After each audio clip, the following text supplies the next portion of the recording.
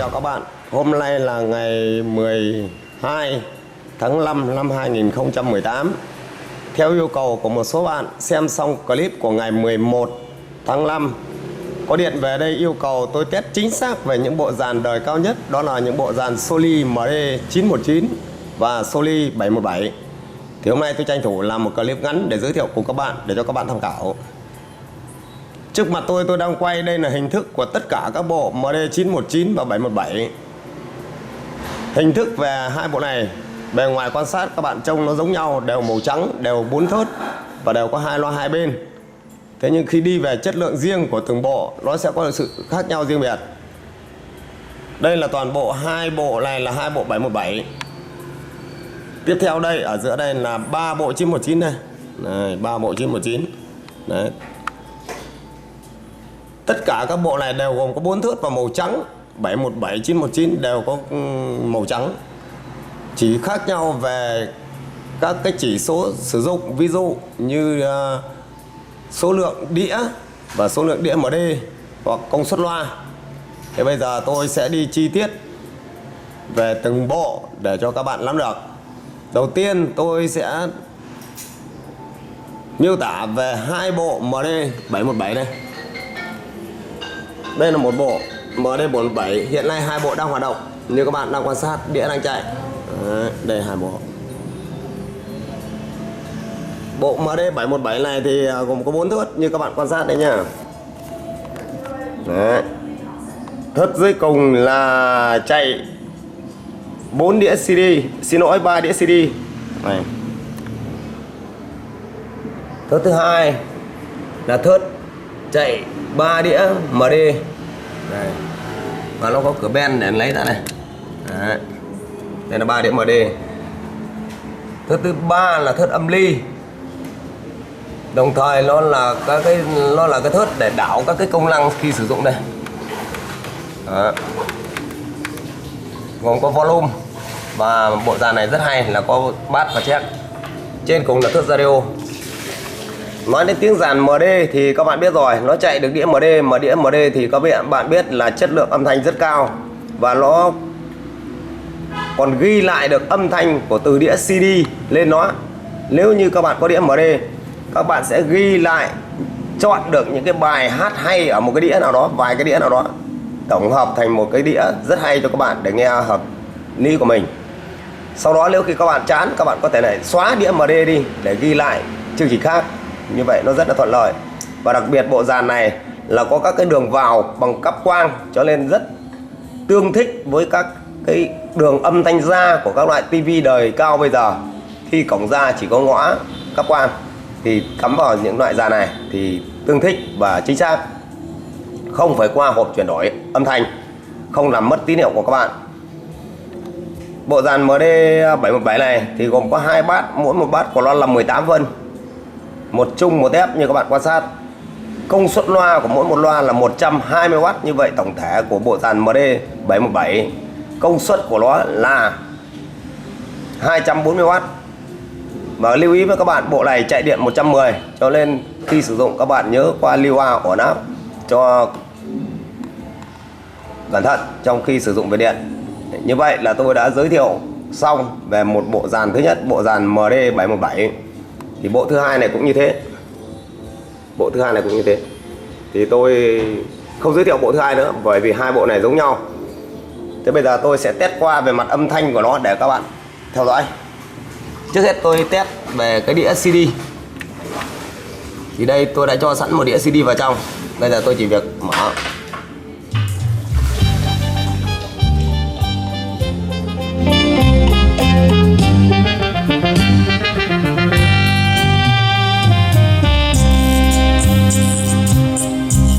Một loài hoa không vỡ, đó là loài hoa nở trong vườn yêu. Một loài hoa sớm nở nhưng không trong già đời hoa phân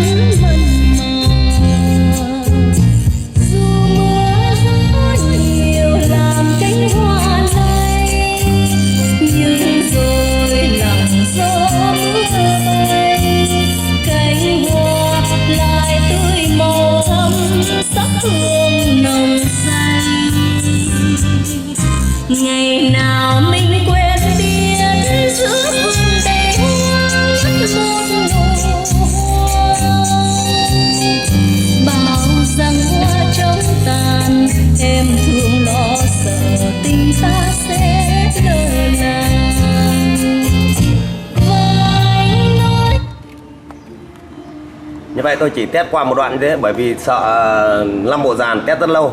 Tiếp theo tôi test cái đĩa MD. Đây, sau khi các bạn cho MD vào xong thì nó báo tín hiệu quắc lên này, và các bạn chỉ việc ấn play là tự đảo mạch chuyển về MD luôn. Bạn không phải xoay đảo mạch như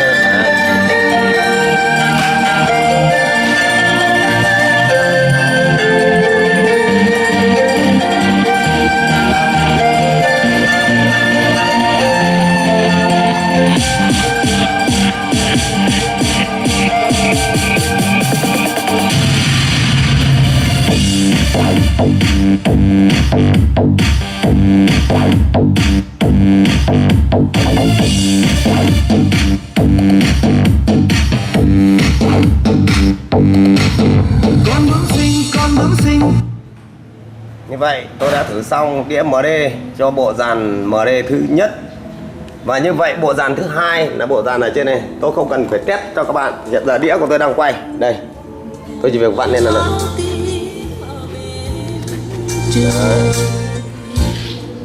Như vậy là tôi cũng không cần phải thử cho các bạn nữa, vì là hai bộ này nó mới như nhau mà, cho nên tôi chỉ cần thử một bộ thôi.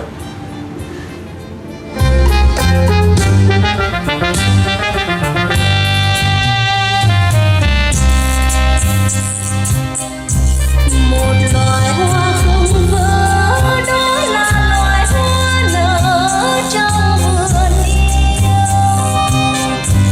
Một loài hoa sớm nở nhưng không trong già, đời hoa vẫn mặn mà.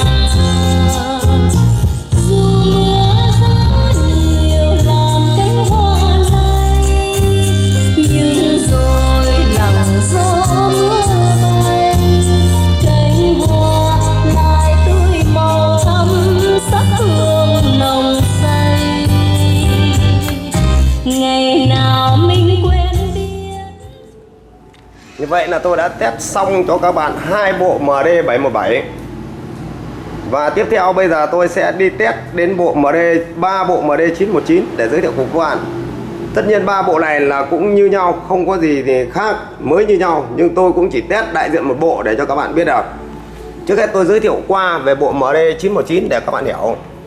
Tức là nói về hình thức bên ngoài nó giống như 717, nhưng nó chỉ khác là 4 thớt này của nó thì thớt dưới cùng đây là chạy 5 đĩa CD.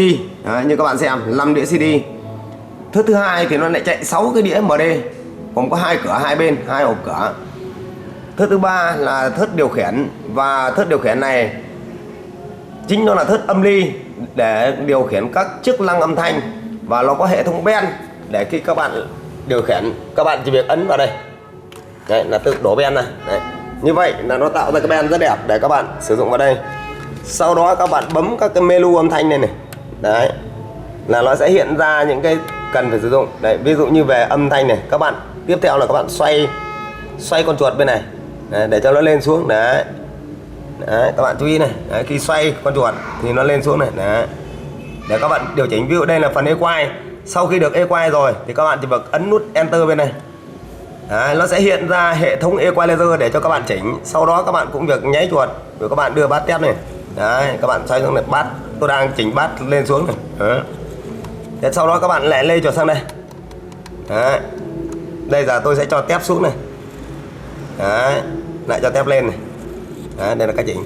Khi chỉnh xong các bạn lại ấn enter để nó xong, và các bạn ấn nút sensor cancel để tắt thì nó lại hiện lên cái nào đó, và các bạn ấn ben để cởi ben lên. Thì bộ MD919 này như các bạn quan sát về hình thức nó giống như 717, nhưng nó chỉ khác đây là màng loa của nó màng loa carbon. Đấy. Nó khác với 717. 717 là màng loa giấy, các bạn nên nhớ thế. Đây là màng loa carbon. Và loa công suất của loa 717 này nó đạt tới 160W một thùng, tức là cả bộ dàn này nó đạt tới 320W. Đấy. Và điện của nó cũng là chạy điện 110, cho nên khi sử dụng điện các bạn cũng lưu ý cho qua lưu A hoặc ổn áp để cho điện về chính xác. Thế thì bây giờ tôi quay sang bộ thứ hai này. Nó cũng giống như thế thì tôi không cần phải giới thiệu nữa, vì công năng chức năng y như nhau rồi. Đấy. Và bộ thứ ba ở trên này cũng y xì như thế, không có gì khác nhau. Thế bây giờ tôi chỉ test về chất lượng âm thanh của bộ dàn MD cho các bạn xem. Bộ 919, ví dụ như bây giờ đang sử dụng đĩa đây. Đây, giờ tôi mở lại từ đầu cái đĩa. Và tôi cũng sẽ sử dụng đĩa MD.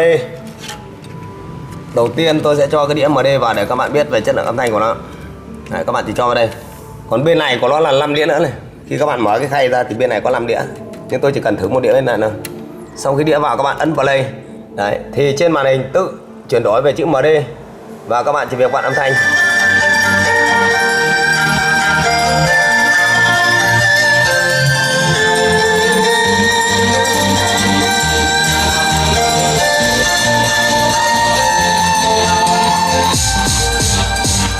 Các bạn nghe tiếng bass rất là trầm.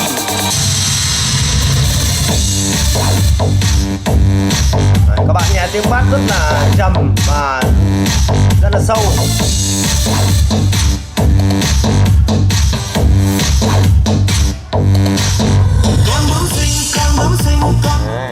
Đấy, đây là MD này. Thế bây giờ tôi chạy CD này, tôi chỉ việc ấn play thì trên bảng điều khiển đã hiện lên chữ CD và bắt đầu chạy.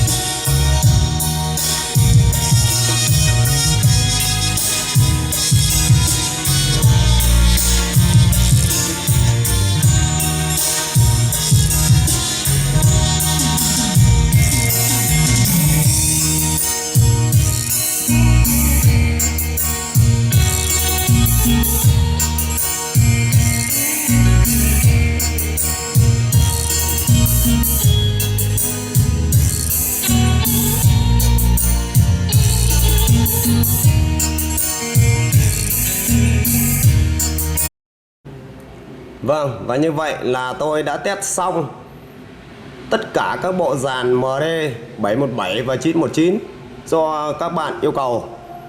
Trong khi test tất nhiên còn có nhiều điều chưa nói được hết. Thế nhưng mà các bạn cũng thông cảm, nếu có điều gì các bạn cần thì điện thoại đến tôi sẽ tư vấn tiếp. Vâng, xin chào và hẹn gặp lại các bạn ở những clip lần sau. tôi sẽ đưa lên nhiều bộ dàn có hình thức và chất lượng khác cao nhất trong hệ thống dàn âm thanh. Vâng, chào các bạn, hẹn gặp lại các bạn ở clip lần sau. Cảm ơn các bạn đã đăng ký và theo dõi kênh của chúng tôi. Thương quê mình xứ nghệ miền Trung